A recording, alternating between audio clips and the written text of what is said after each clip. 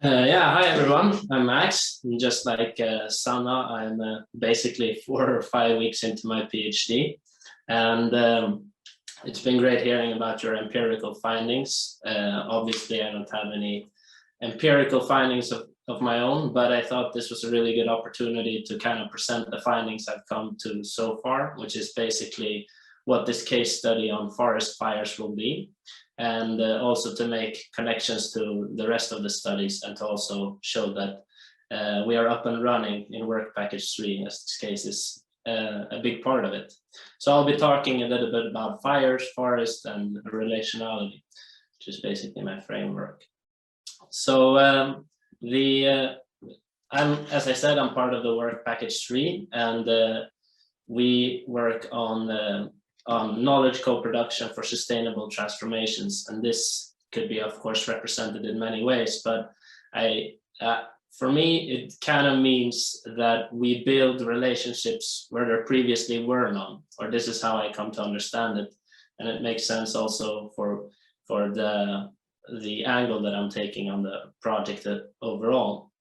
So basically building relationships within across academic disciplines, but also together with stakeholders outside, and nurturing these relationships into kind of a web that embodies plural perspectives and kind of respect of different ways of knowing. And the promise, of course, of nurturing such a network is that by pluralizing the different ways we can know things, we can better deal with uncertainty and the need to act urgently, which is what we need to do in many of our sustainability problems.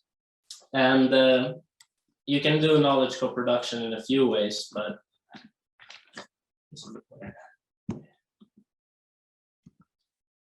the way I approach it is through relational thinking, which is basically a framework that allows us to perceive phenomena in new ways. And this is really the core of I think what the fire case will be like, because we want to represent fires and forests in a way that that doesn't repeat the thought mistakes of the past. And obviously co-producing together with stakeholders that have different ways of perceiving this problem is one way, but also nurturing the relational thinking is another.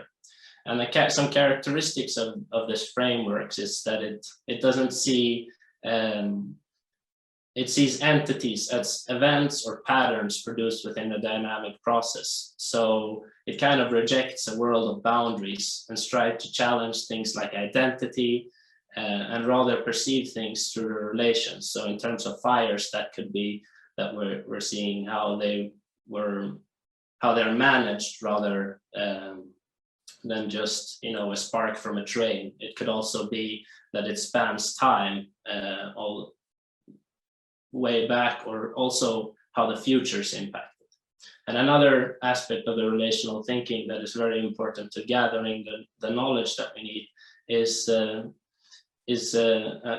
embracing kind of this embodied experience as the core of how we can know. So a phrase that's commonly referred to in this relational thinking is that we know because we are of this world. So separating not us as a subject looking upon the world or only a social constructivist, but we can know because we are of this world.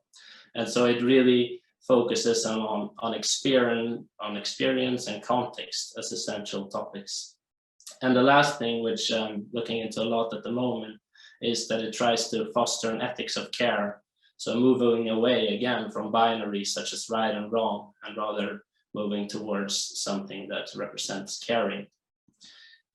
And the aim of the case, as I said, is to reframe forest fires so that we can intervene in more holistic ways and more relational ways, and avoid repeating the mistakes that our past thinking has done.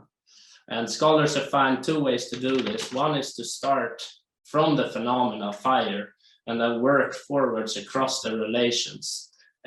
So open-mindedly tracing, following, and experiencing also, such as through ethnography, relations to build and negotiate concepts, social ecological concepts that then help us inform policy and how we intervene with fires. And the other one is to work backwards from existing concepts. So to identify inherited concepts that are important to sustainability or resilience, for example, and then follow the relation backwards to unpack these practices and assumptions. And this can be done from both a desktop, but we're interested in co-producing together with stakeholders and negotiating these concepts and exploring these relationships and experiences together with them.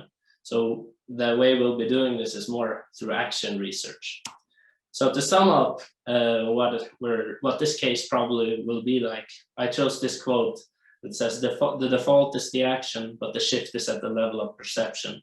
And this is really at the core of what I would like this case to be about, to shift in the way we perceive and represent fire to more holistic and relational approaches that can also inform things like forest management in Sweden or bush management in Australia, etc. That's it, I think.